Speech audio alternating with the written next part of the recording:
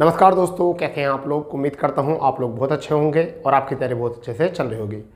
दोस्तों, लाखों युवा परेशान थे आरपीएफ भर्ती को लेकर और बहुत अरसे के बाद आपके लिए एक न्यूज़ आई है और वो बहुत ही उम्मीदा न्यूज़ है, क्योंकि आपकी जो वैकेंसी है आरपीएफ की उस पर प्रोसेस शुरू हो गया है और रेल मंत्रालय ने एक नोटिस जारी किया था जिसमें बताया गया कि आरपीएफ की जो वैकेंसी हैं वह 10,000 वैकेंसी अप्रोक्सली इतनी आ रही हैं और ये वैकेंसी आपको 10 से 15 दिन के भीतर वो आपको देखने को मिलेगी।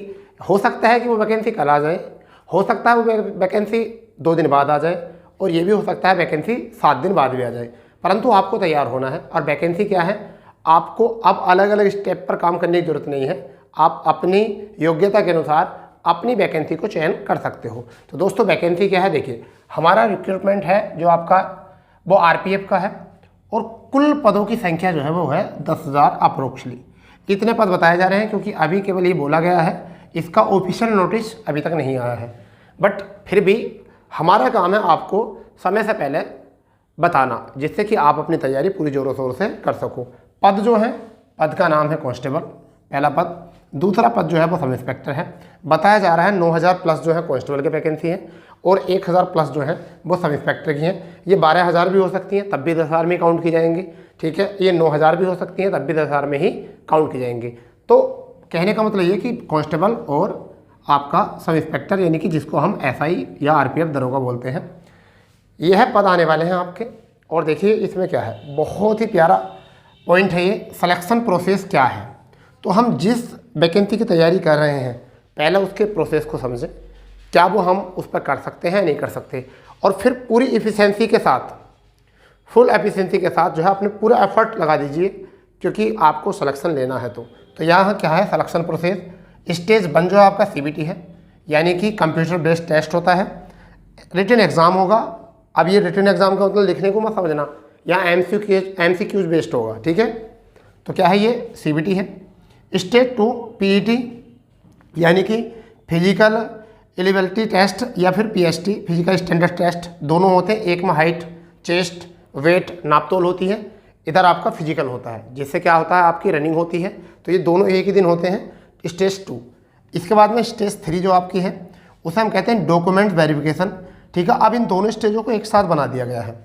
जिस दिन आपके डॉक्यूमेंट वेरिफिकेशन होते हैं उसी दिन क्या होता है, आपका मेडिकल एग्जामिनेशन होता है आपका। तो ये दोनों स्टेज जो है वो अब एक कर दी हैं, पहले अलग अलग हुआ करती थी।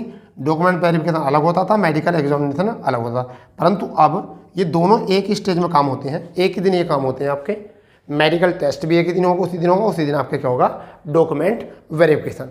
तो ये थे हमारे स्टेज, यानी कि स्टेज 1, स्टेज 2 और हम इसको काउंट करेंगे स्टेज 3 में। 3 बार आपको इस पर काम करना है और आप अपना सपना साकार कर सकते हो, कांस्टेबल बन सकते हो, चाहो तो आप सब इंस्पेक्टर बन सकते हो। यहाँ से कांस्टेबल के लिए आपकी वैकेंसी की एज जो है वह 18 से 25 वर्ष मांगी जाती है, जबकि सब इंस्पेक्टर के लिए आपकी 21 से 28 वर्ष यहाँ मांगी जाती है। फिलहाल मैं 21-28 इसलिए बता रहा हूँ मैं, क्योंकि कोविड-19 के 3 साल, वरना तो 25 साल ही यहाँ पर भी लोग आरपीएफ रेल मंत्रालय ने इसका निर्णय लिया था, ठीक है। अब बात आती है सिलेबस की, यानी कि इससे पता चलता है कि हमारा सिलेक्शन होगा या नहीं होगा। ये एक ऐसी चीज़ होती है जहाँ से हम अपने सिलेक्शन होने ना होने का निर्णय करते हैं कि हम इसका सिलेक्शन इसमें ले सकते हैं या नहीं ले सकते। देखिए इसमें ना बड़ा प्यारा सिलेबस है, 120 क्वेश्चन है, 120 अंक के हैं, 1/3 निगेटिव है। यहाँ से बच कर रहना भैया, क्योंकि ये 1/3 जो है ना, ऐसा मान के दूर तक सपाया करके चला जाता है और टाइम है 90 मिनट, यानी कि 1.5 घंटा। 120 क्वेश्चन 90 मिनट, यानी कि ऐसा मान के चलिए कि आपको 40-45 सेकेंड आपको मिलने वाले हैं इस क्वेश्चन को करने के लिए, एक क्वेश्चन को, मगर वो हो जाएंगे। देखिए जीएस है आपका 50 क्वेश्चन और 50 ही अंक का है। मैथमेटिक्स, जिसे हम अर्थमेटिक या मैथमेटिक्स बोल सकते हैं, तो 35 क्वेश्चन हैं, 35 के। रीजनिंग में 35 क्वेश्चन हैं और 35। देखिए ये चीज़ जो होती है ना, ये मुख्य परीक्षा होती है किसकी, एनटीपीसी की।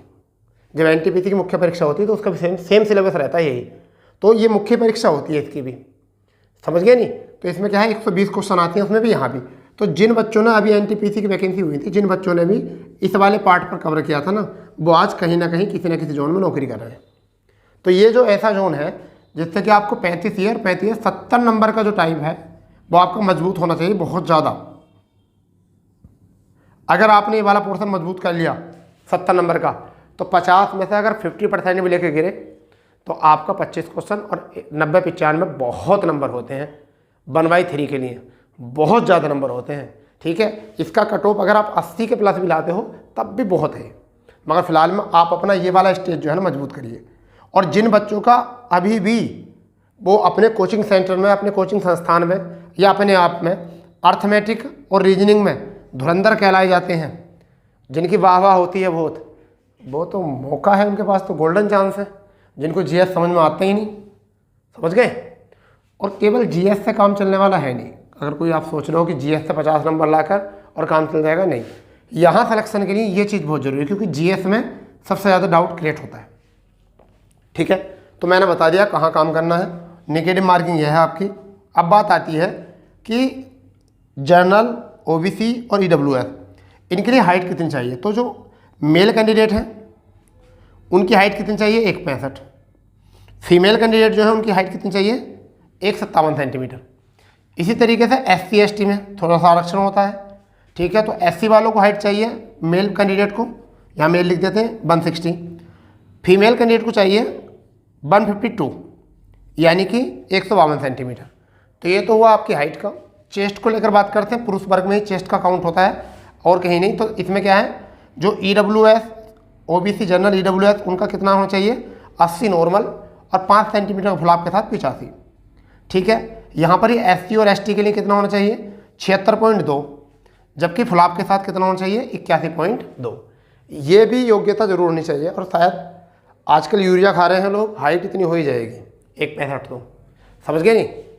अब बात आती है कांस्टेबल के लिए रनिंग और SI के लिए। यहाँ भी बहुत सारे बच्चे बाहर निकलते हैं। मैं आपको बता देता हूँ, रनिंग के लिए और फिजिकल के लिए आपके जितनी वैकेंसी होंगी उसका 10 गुना बुलाते हैं।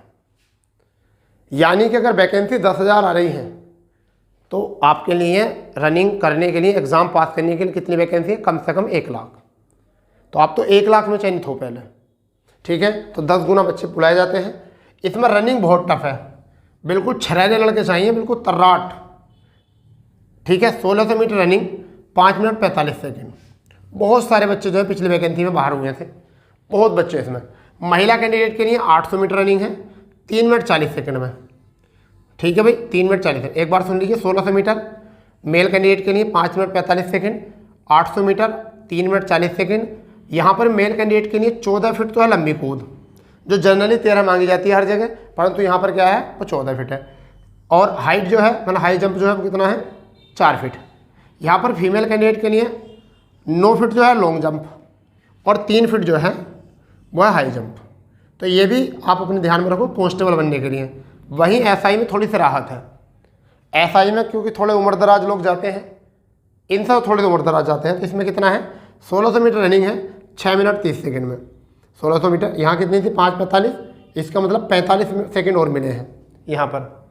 ठीक है, अब यहाँ पर कितना, 800 मीटर 4 मिनट में।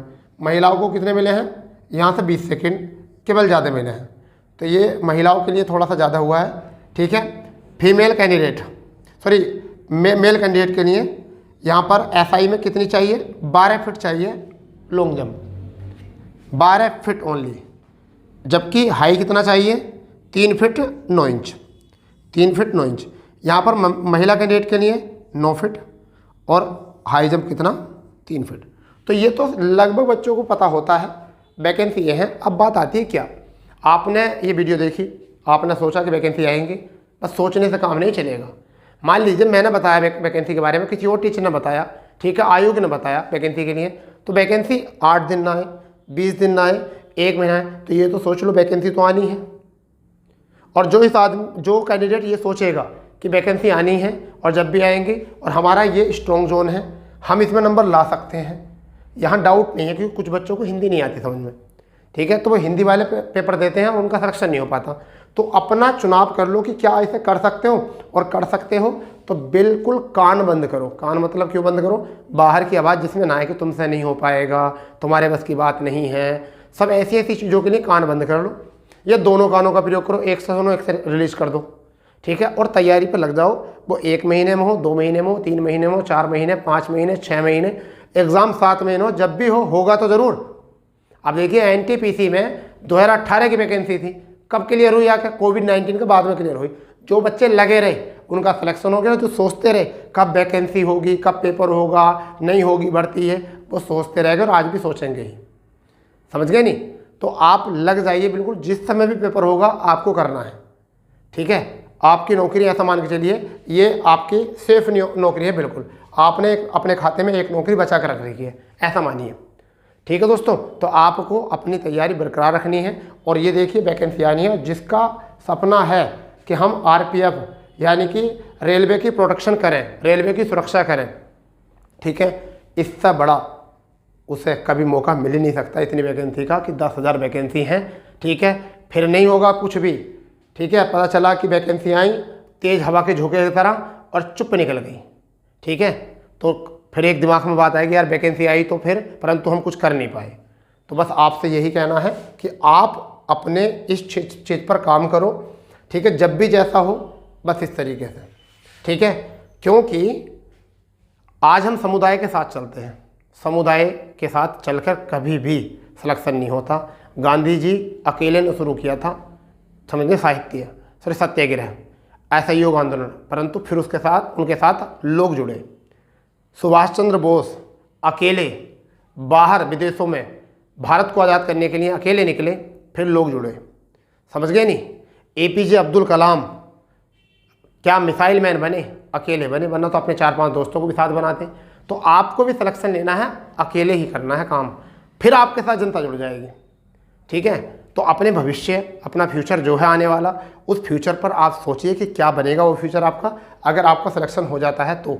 और अगर नहीं होता है तो फिर आपको सपने आने चाहिए कि ऑटो चलाना, ठीक है, कहीं मिट्टी भरना, कहीं कहीं मजदूरी करना, और उससे कभी गुजारा होने वाला नहीं है। ठीक है, तो फिर आप पढ़ लिख कर फिर किस काम के? ठीक, क्योंकि जो काम बिना पढ़ा लोग व्यक्ति कर रहे हैं मजदूरी के, पढ़ लिख कर आप भी वही करोगे। तो फिर आपने वो जो 12 साल दिए अपनी पढ़ाई को, 13 साल 15 साल दिए अपनी पढ़ाई को, तो वो तो आपके बिल्कुल बेकार निकले ना। इसलिए आपने अगर पढ़ाई को टाइम दिया है तो उसको अच्छे से क्रेडिट कीजिए।